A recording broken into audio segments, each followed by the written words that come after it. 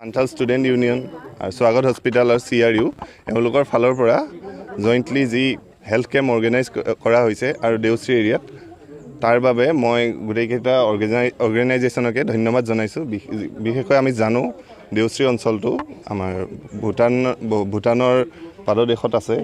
District হেডকোৱাৰ্টাৰৰ পৰা বহুত ভিতৰত এটা ৰিম'ট এৰিয়া। তাতে হেল্থ ফেচিলিটিজ আশা কৰা ধৰণে ৰাইজে পায় নে নাপায় তাক লৈ সন্দেহ থাকে। তাৰ বাবে এনেকুৱা সময়ত হেল্থ কেম্পটো অৰ্গেনাইজ কৰি ৰাইজক মানে এক্সপ'জাৰ দিয়াটো আৰু সজাগ কৰাটো নিজৰ স্বাস্থ্যৰ বিষয়ে এটা মই ভাবোঁ মহৎ উদ্দেশ্য হাতত লৈ কামটো কৰিছে।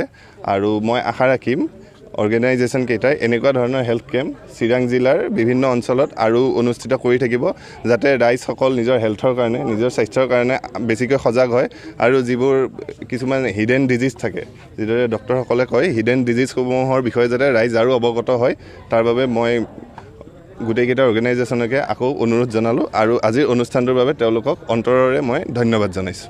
Thank you. বেছিকৈ কি ধৰণৰ বেমাৰটো ইয়াত পোৱা গৈছে? চাওক, এই অঞ্চলটোত মই 2-3বাৰমান আহিছোঁ।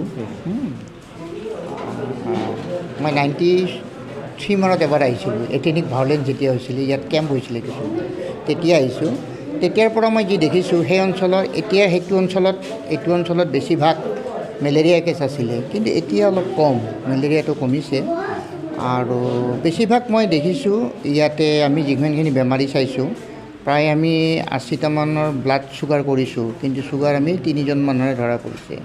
প্ৰেছাৰো আমি খুব এটা বেছি পোৱা নাই, কিন্তু উইকনেছ, জেনেৰেল উইকনেছ আৰু এনিমিয়া, এই মানে ৰক্তহীনতা, এই দুটা বেমাৰ খুব বেছি ইয়াতে পাইছোঁ। হয়তো ইকনমিক কণ্ডিশ্যন প'ৰ, খোৱা লোৱাবিলাক ঠিকমতে হয়তো নাজানে বা খাব নাপায়, সেইকাৰণে আমি সেইটো বস্তু বুলিয়ে ভাবিছোঁ। তো আপুনি কি ধৰণৰ ব্যৱস্থা লোৱাটো তেওঁলোকক এডভাইচ কৰিব? এটা চাওক, নিউট্ৰিশ্যনেল ছাপ্লিমেণ্টটো আমি দিব নোৱাৰোঁ। ইয়াত অন্য ডিপাৰ্টমেণ্ট আছে, আমাৰ অংগনবাড়ী চেণ্টাৰ আছে, ছ'চিয়েল ৱেলফেয়াৰ আছে, হয়তো আপোনালোকে যোগাযোগ কৰিলে তেওঁলোকৰ লগত পাৰিব। আৰু মোৰ মতে মই এটা এৱাৰনেছ মিটিংটো অতি জৰুৰী দৰকাৰ, কাৰণ এই এৱাৰনেছ মিটিঙৰ দ্বাৰাই আমি কি পথ্য কেতিয়া কেনেকৈ খাব লাগে, হয়তো যিখিনি বস্তু খাব লাগে আমাৰ মাজত আছে, কিন্তু আমি বিচাৰি উলিয়াব পৰা নাই কি খাম। এতিয়া খাদ্য বুলি ক'লেই যে আমি মাংস খাব লাগিব, ডিম খাব লাগিব বা গাখীৰ খাব লাগিব, সেইটো নহয়। আমাৰ শাক পাচলি এনেকুৱা ধুনীয়া ভেজিটেবলছ আছে আমাৰ ইয়াত, যিটো খাই হয়তো আমি নিউট্ৰিশ্যনেল ছাপ্লিমেণ্টটো পাব পাৰোঁ।